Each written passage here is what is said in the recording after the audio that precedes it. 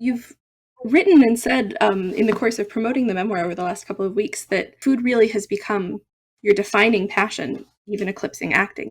because of Big Night and Julia and all that stuff. And people have people sort of are like, "Oh, well, you're a real food guy," and you're like, "Yeah, well, I guess I am. Yeah, and I am."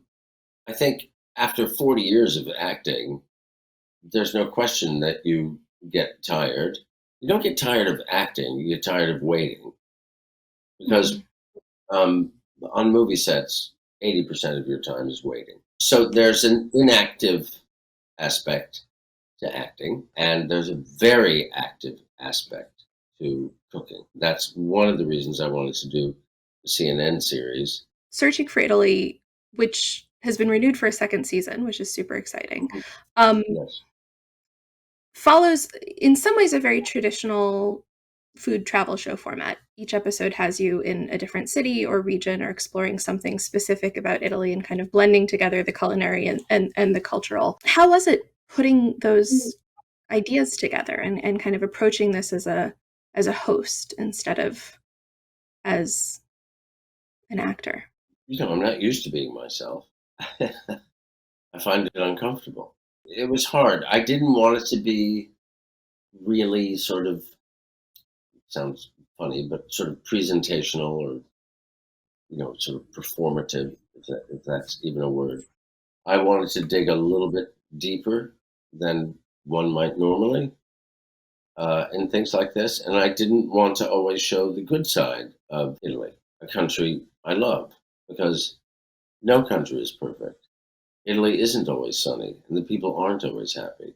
There's a lot of poverty, there's a lot of strife, and we wanted to touch on that, but always through the prism of food. And what do you think makes a great cooking show?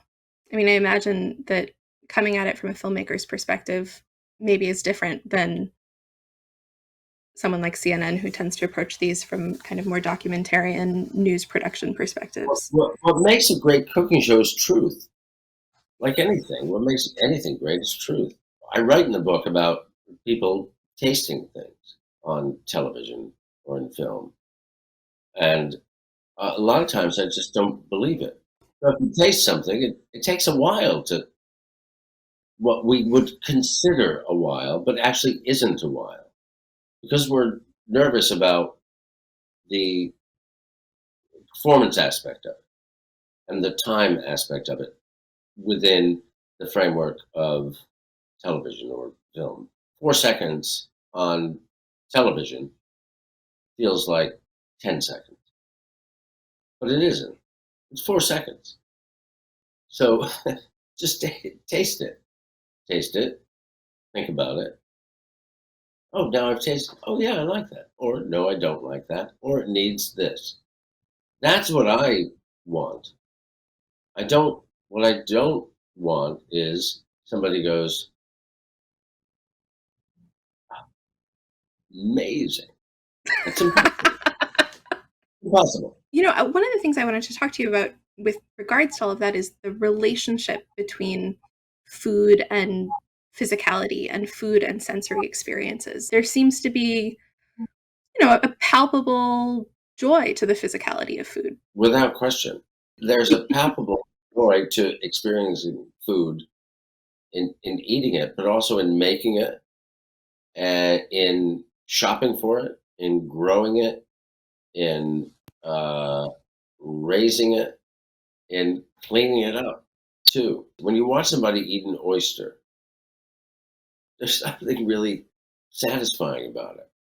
And when you watch somebody take a mussel, and then like eat the mussel, and then they use the other part of they use that mussel to scoop out the next mussel, and then keep using that mussel to scoop out that there's something really beautiful about that. It becomes like some sort of strange little dance. And then just watching people in a kitchen move around is really it's quite beautiful. It's balletic.